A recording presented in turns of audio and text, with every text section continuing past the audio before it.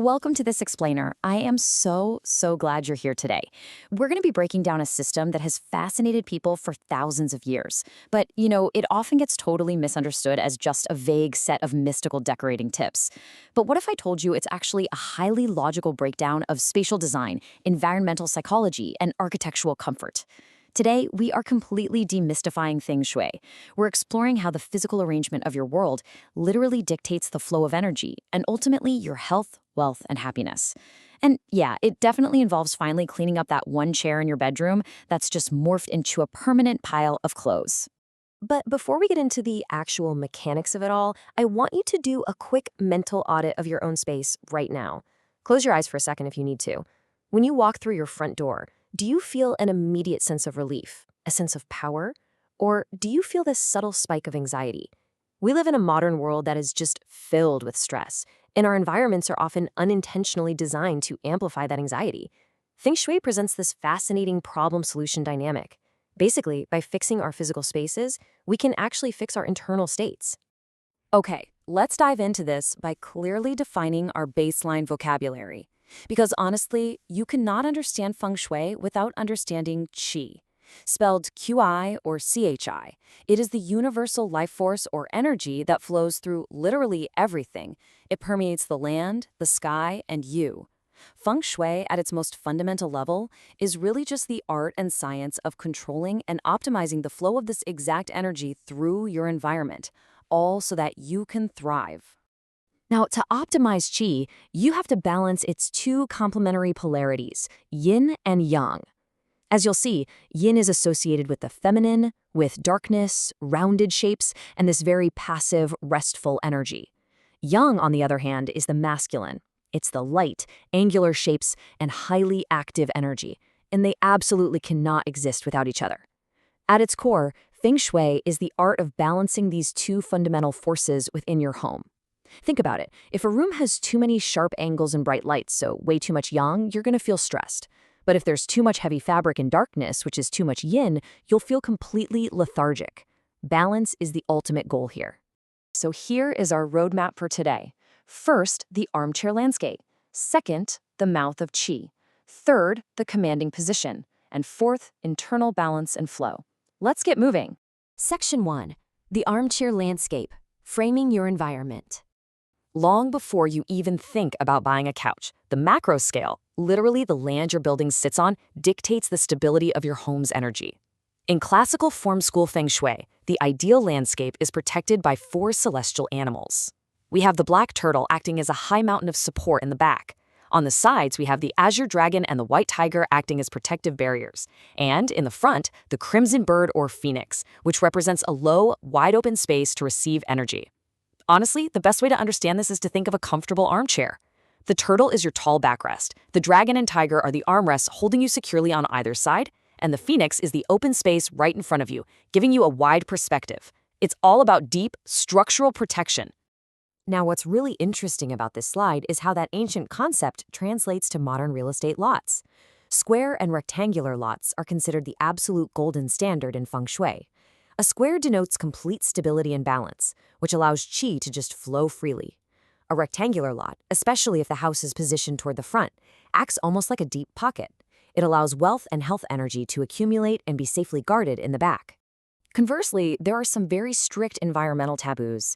You want to avoid triangular lots at all costs. Why? Because they create sharp angles that shoot what Feng Shui calls destructive poison arrows, or shachi, directly at neighboring homes. T-junctions do the exact same thing. The energy of oncoming traffic just rushes straight, forcefully into your house.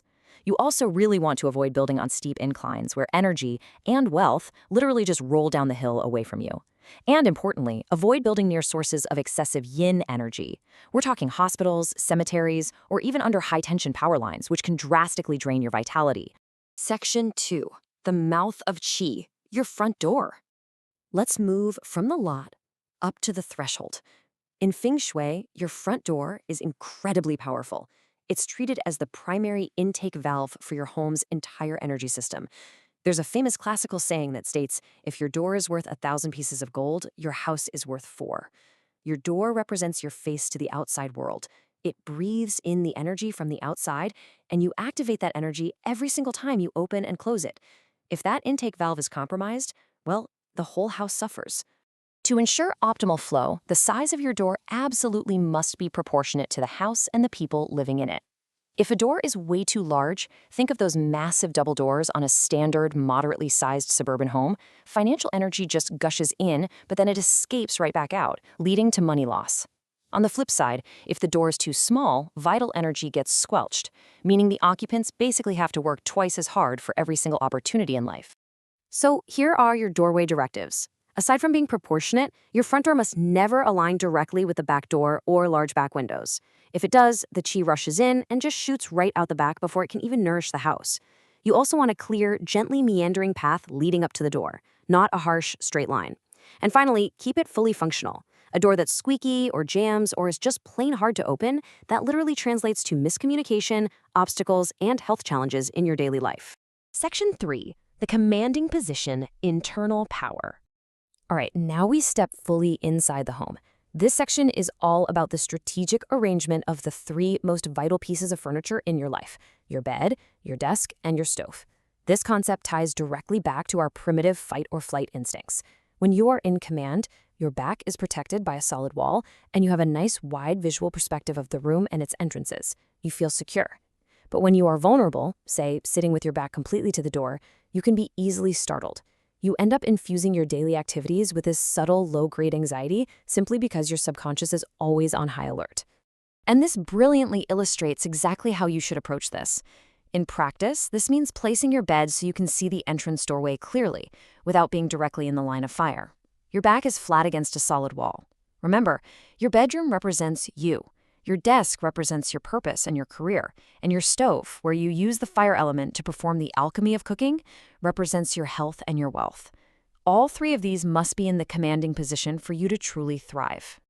Now, I know some of you are looking at your tiny apartments right now thinking, I literally cannot move my bed or my stove. That's totally okay. Feng Shui offers a really practical solution. If you lack the physical space to move into the commanding position, just place a mirror strategically. Angle it so that when you're in bed or when you're cooking at the stove, you can see the reflection of the door behind you. This instantly restores your psychological sense of control and safety. Section 4. Internal balance and flow. We are zooming all the way in now. Let's look at how internal architectural choices and the actual materials you surround yourself with impact your daily life force.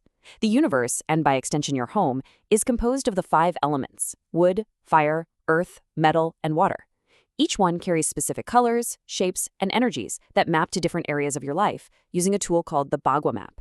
To maintain harmony, occupants should definitely prioritize furniture with rounded corners, because that brings in that soothing yin energy we talked about earlier. You also want to select natural materials and colors that balance these 5 elements. If you have way too much metal and white in a room, it might feel sterile, right? So you balance it with the warmth of wood or the earthiness of ceramics. So, the crucial point is that to keep this energy flowing positively, you absolutely must follow some strict interior rules. The center of your home is called the Tai Chi. It's the heart of the space. You must never, ever place a staircase, a toilet, or a kitchen in the exact center, because doing so will literally drain the life energy of the entire house. Furthermore, avoid sleeping under heavy, exposed beams which cause this really oppressive energy bearing down on you. Don't place mirrors directly facing your bed, and above all else, thoroughly eliminate clutter and broken items. Clutter is the absolute #1 thing that causes qi to stagnate and die. Let's quickly recap this incredible journey we just took. We started all the way out at the macro level, making sure our homes are anchored safely in the armchair landscape.